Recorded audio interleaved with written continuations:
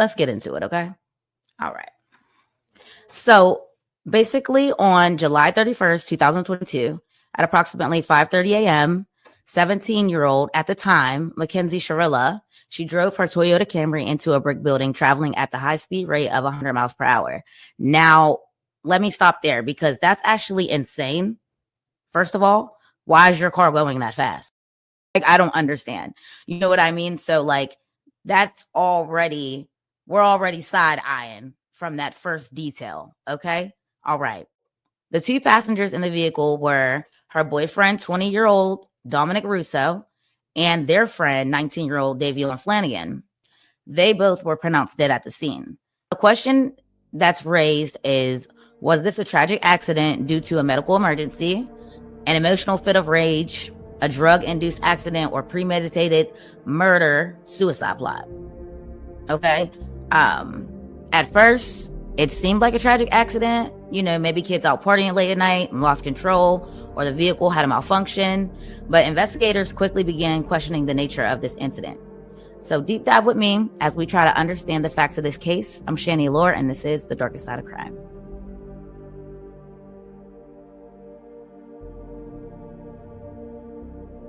Now, prosecutors argued that the crash was intentional. They claimed Shirilla deliberately drove her vehicle into the wall after an emotional conflict surrounding her relationship with Dominic Russo. Testimony during trial revealed the couple had reportedly broken up multiple times over the years, and Dominic was allegedly considering ending the relationship permanently. The testimony from Angelo Russo, which is Dominic Russo's brother, he's 26 years old at the time, and he said that Dominic was actually going to end the relationship. So one motive could be maybe, you know, that night he's like, you know, drop me off with Davion. I'm not going with you, and I actually don't want to continue this relationship. You know, that could be one thing. You know, a lot of people speculate that could be one of the reasons why she just snapped. Friends close to the group also testified during the trial. One witness described a graduation party attended by Shirilla, Russo, and Flanagan the night before the crash. Now, the testimony from Kelly Vraja tells you what happened at the party. You know, they were just kicking it by the fire, a little bonfire. I ended up leaving that party and going to another friend's house where Mackenzie was asleep on the couch and Dominic was there, and he was, you know, patting her head ever so gently, and they looked like they were in love and things like that. That's what some of the friends at that little kickback said, you know? So it's kind of confusing, you know, when you have one side saying that, you know, they weren't on good terms, and then you have another side saying that they looked like they were completely in love. You know what I mean? So who knows? Only the people that were in attendance at these two locations know the truth. Okay.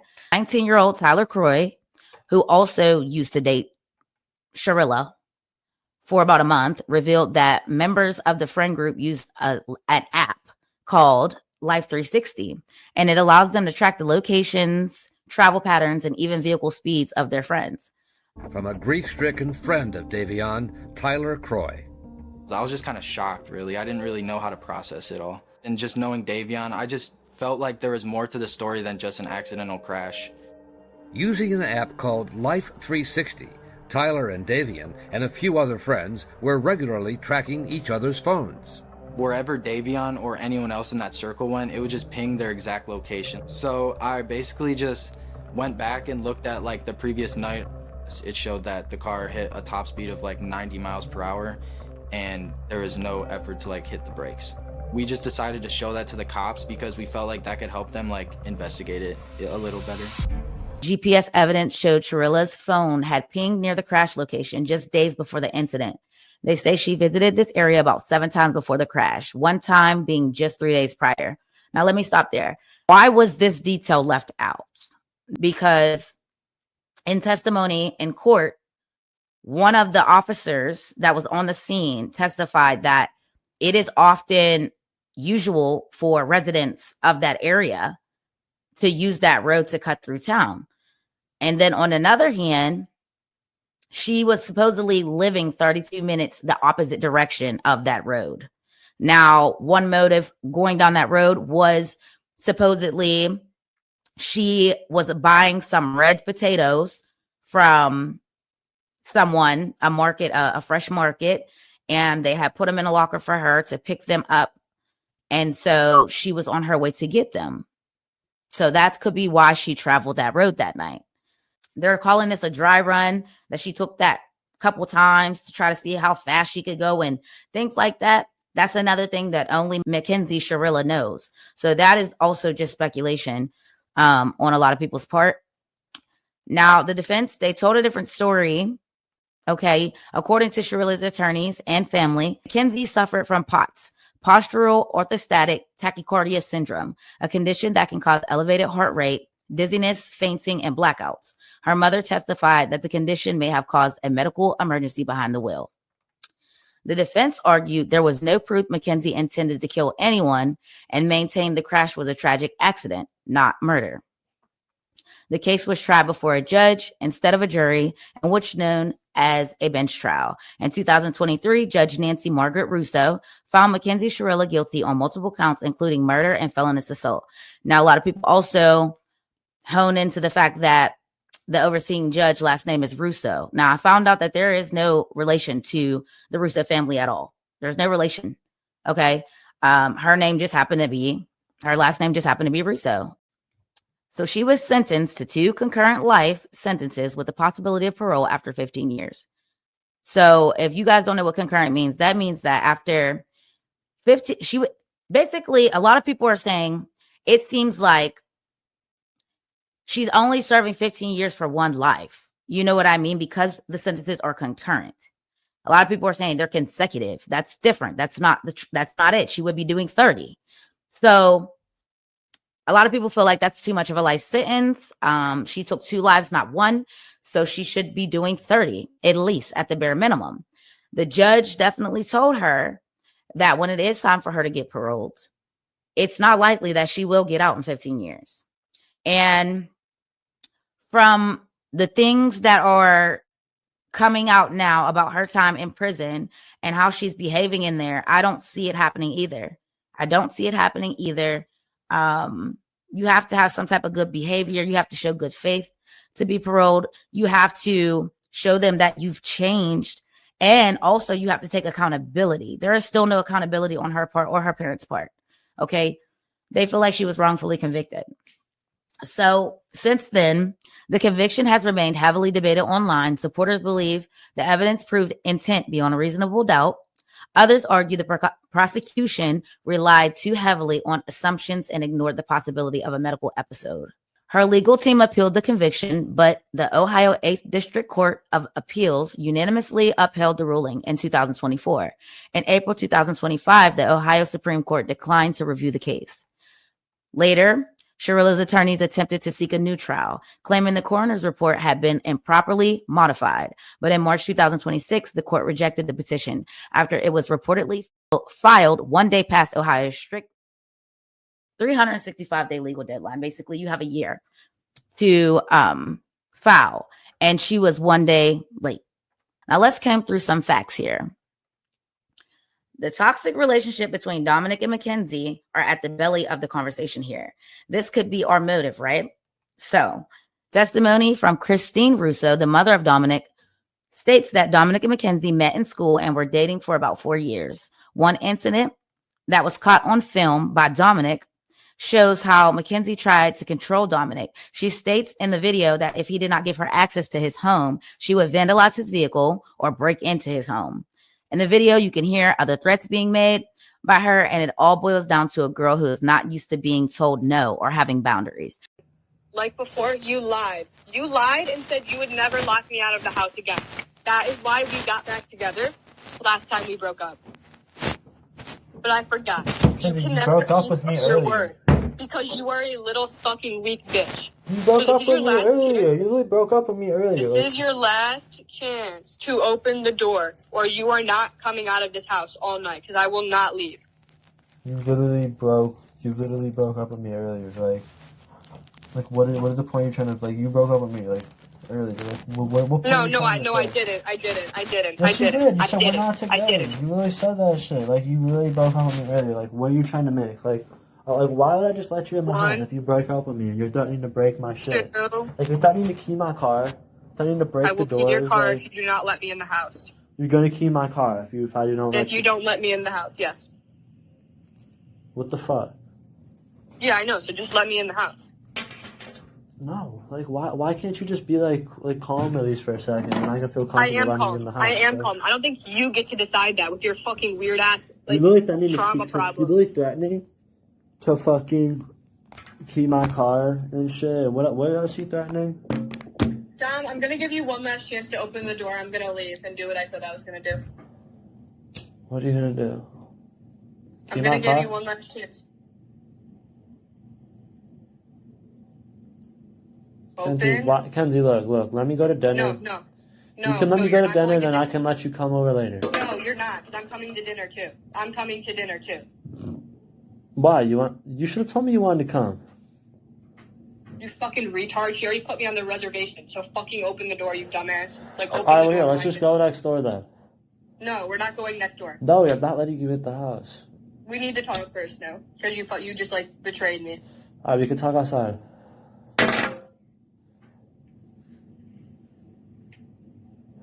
Here, cut it out. Don't try to come in.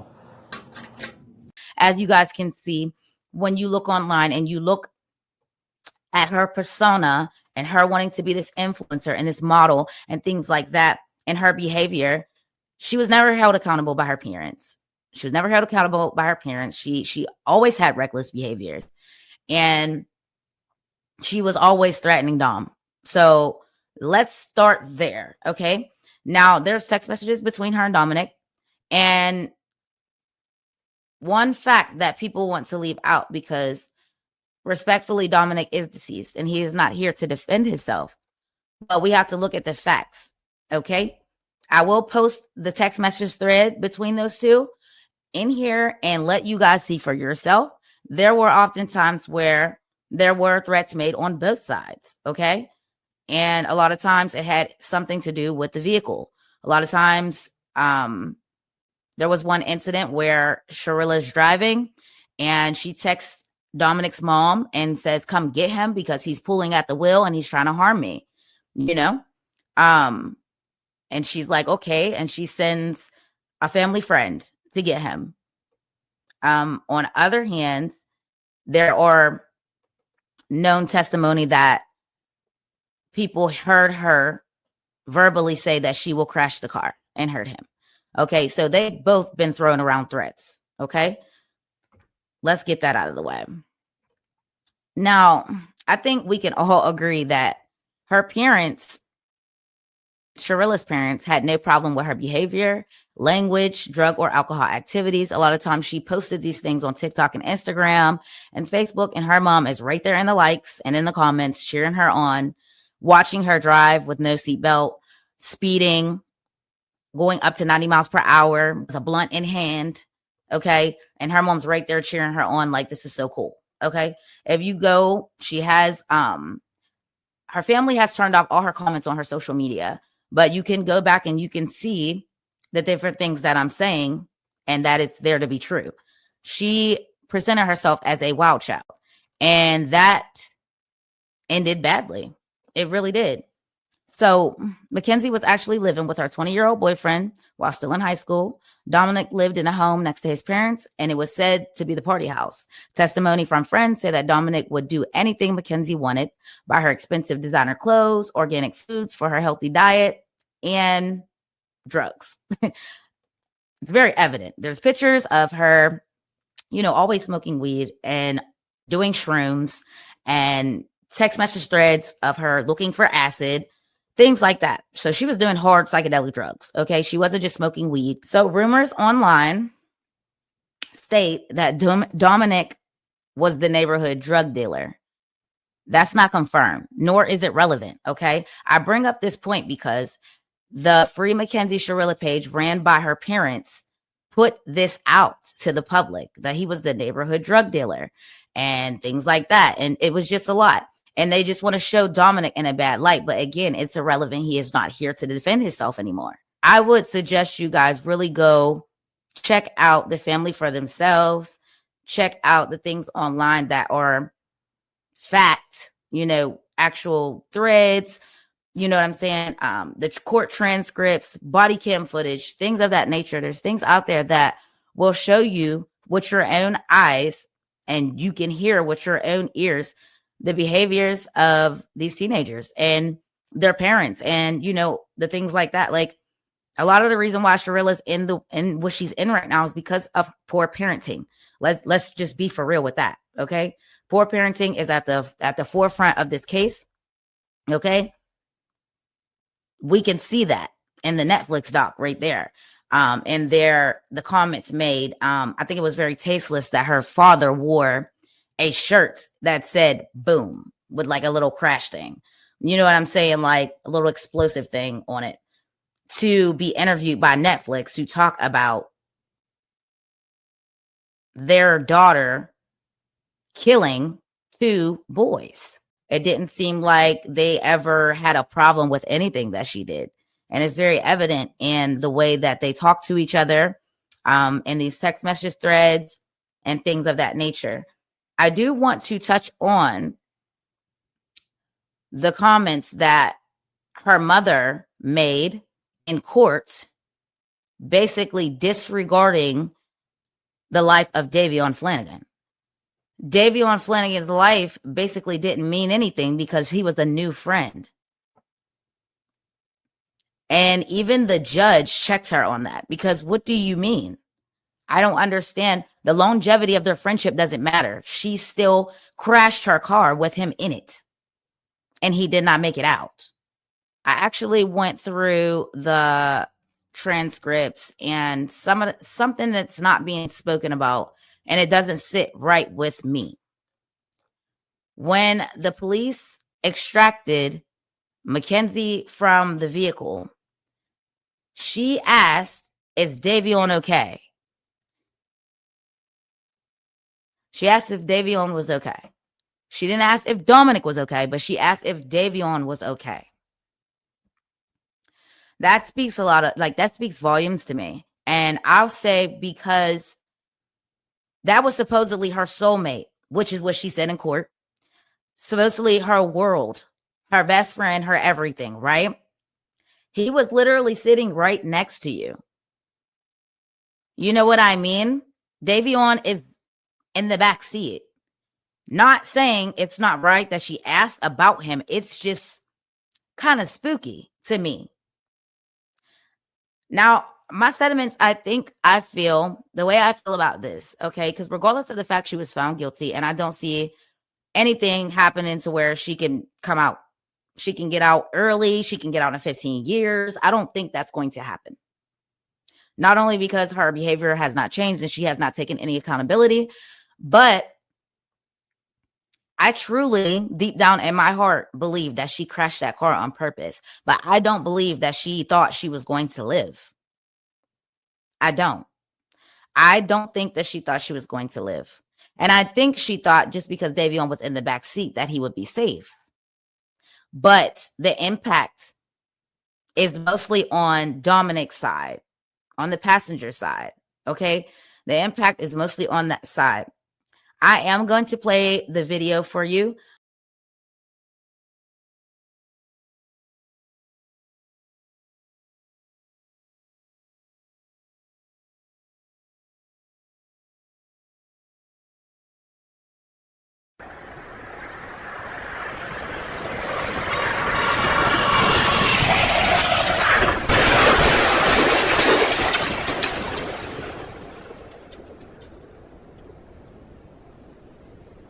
So you can get an inkling of how fast she was going, just how fast she was going.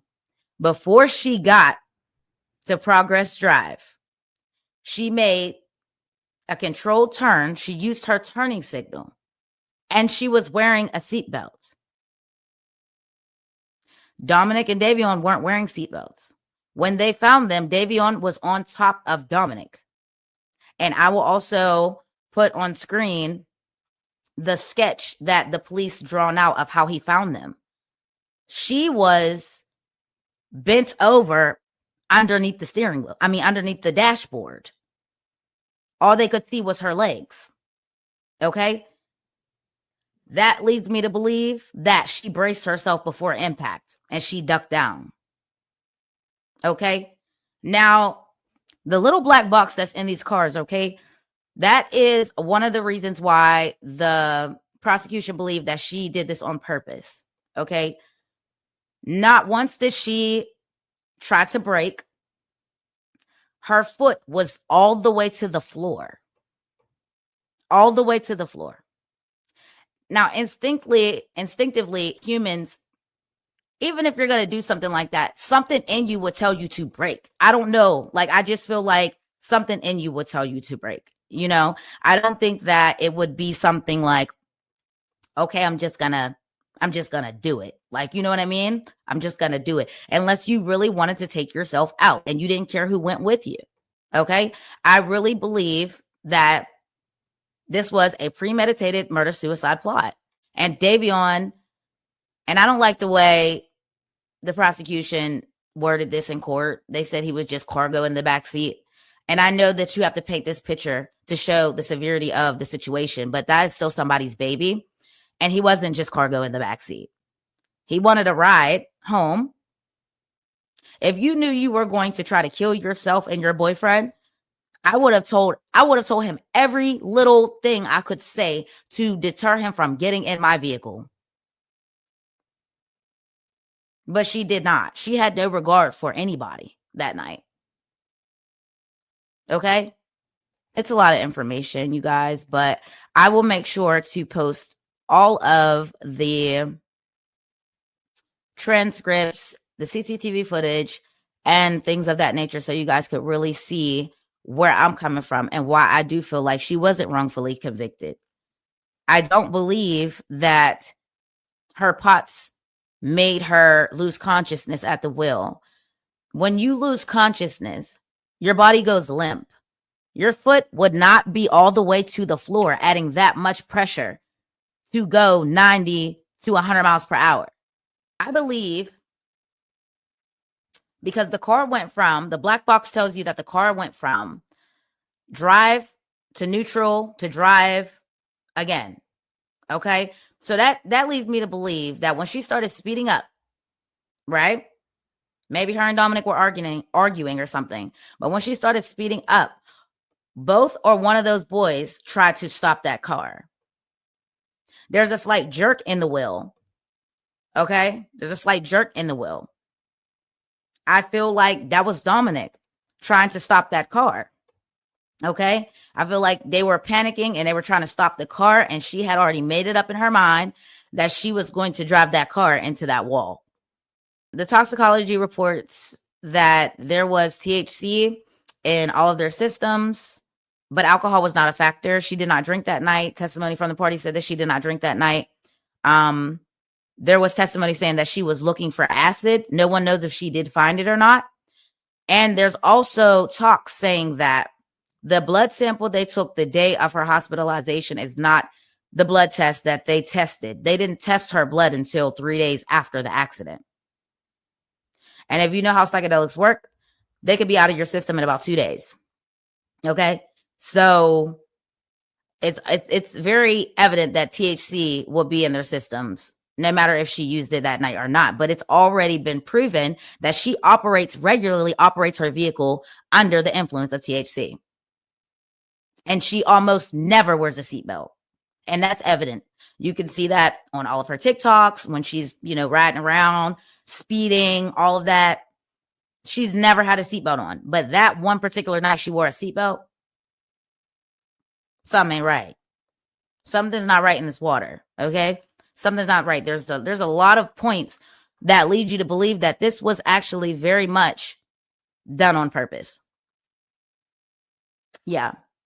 From the past behaviors, the past threats, her depressive episodes, her refusing to get mental health care, her drug use, things like that can all be a factor in this. But I think it boils down to the fact that she just felt like, if I can't have you, nobody else can.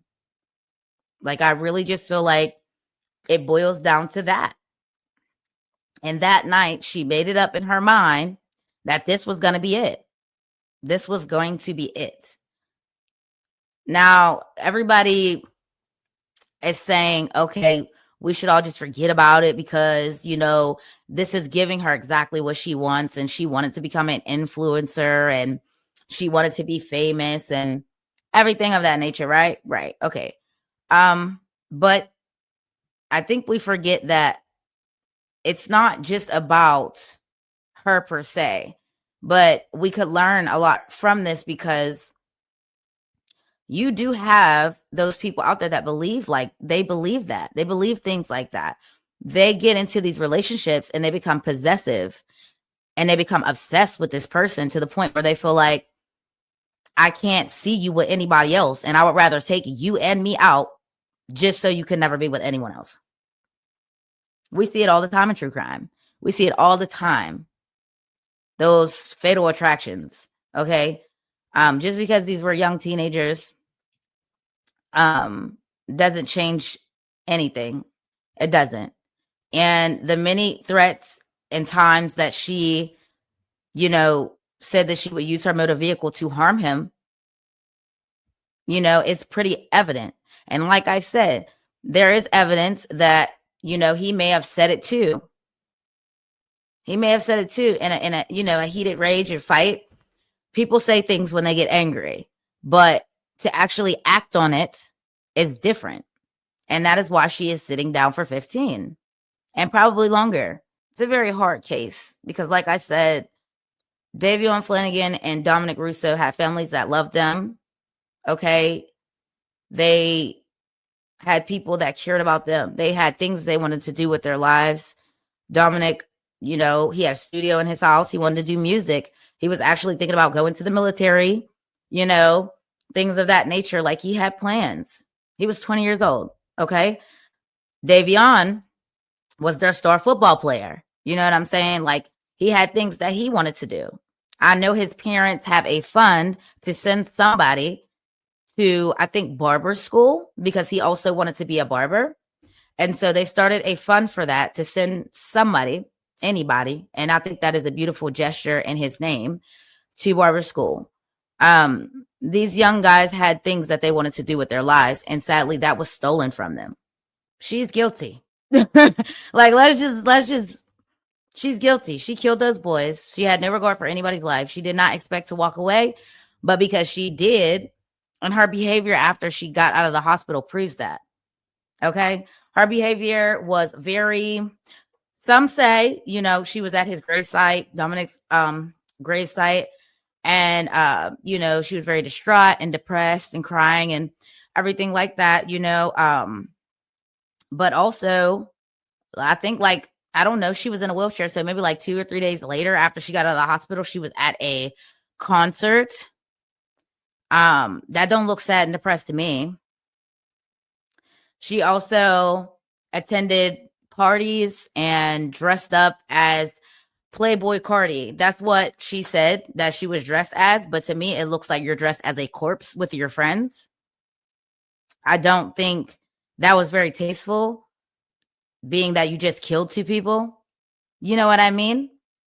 So when she was arrested finally, I don't think that she felt like it was going to stick. You know what I mean? I don't think she felt like it was going to stick.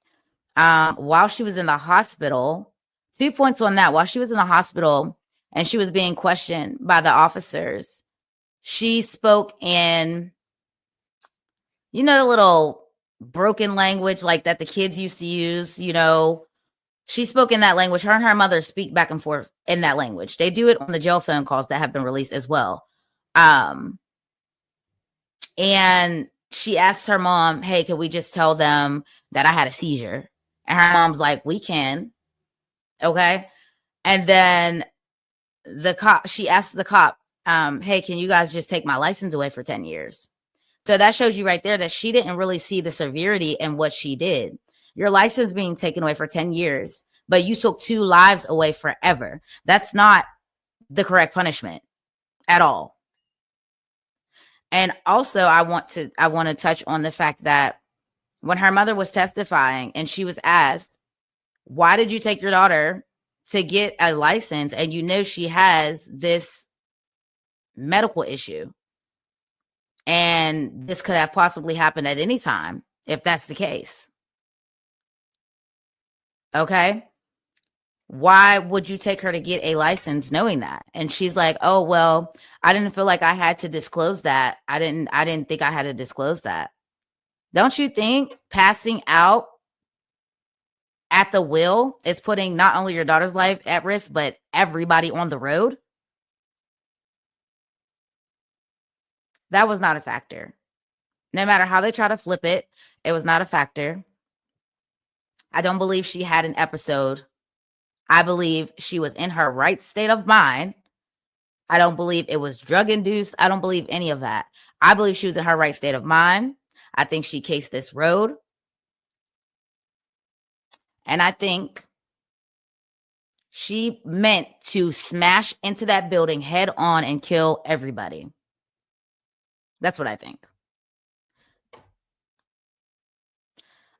They continue to spread this narrative that she, was wrongfully convicted and that the court case was handled basically irresponsibly. They left out a lot of facts is what they're saying, but from what we know, it all boils down to the fact that she meant to kill herself and Dominic, and Davion Flanagan just happened to be in the car. And I know that she was hoping that because she walked away, they would too. But this is where we are now with this case. This case is actually very, very disheartening because it makes you wonder, I don't have my own children, but I do have nephews, a lot of them, and I pray a girl like her never finds them. She is possessive. She is reckless. She's out of control. She still to this day does not believe she did anything wrong. Even on the jail phone call, she feels as though, this is just getting her a lot of media attention. She's famous now.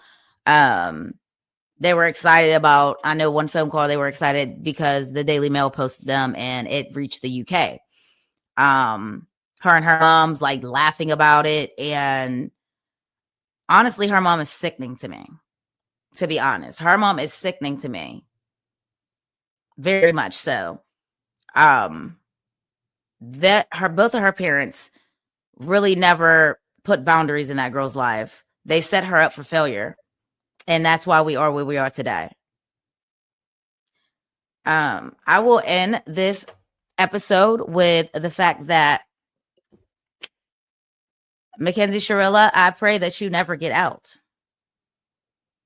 I know that you're in the prison living your best life with your girlfriends and with your, outfits and your makeup and your hair done and all that and, whatever.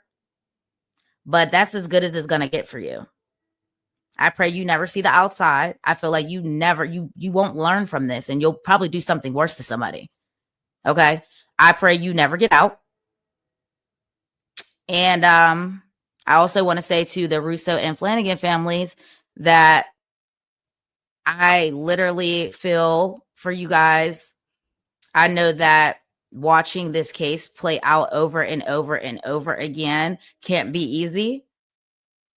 But I do see you guys advocating for your loved ones. And I know that they're smiling over you. And you're thinking about how life would have been different, had Mackenzie thought about her actions before she did them. I definitely encourage everybody to look for yourself and look through a lens of logic. Okay. Feelings and emotions gets us nowhere. Look through a lens of logic. Okay. That's the only thing that you can do with a case like this. You can't say, oh, well, why would she or if it was me or this, that. That's not it. Okay. We're not going to say that. We're going to look at the facts head on for what they are and come to a conclusion from there. I may not even have absolutely everything in this video. It just depends on what I insert in editing. But the information is there. It's out there. It's a click away. There's a lot of misinformation. So be mindful of what you are consuming and what you are taking in. Okay. Some things are just people's opinions, and opinion are not facts. Okay. Opinion is not fact. So always remember that on any case that you're looking into. Next up on the darkest side of crime, we will be going into the D4VD David case.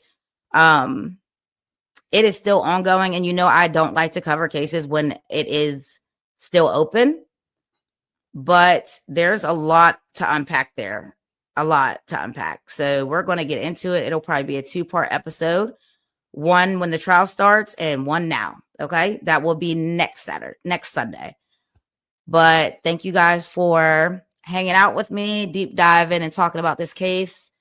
Like I said, my thoughts and prayers are with the Russo and Flanagan families and Mackenzie, Shirilla. I hope you never get out. Bye, guys.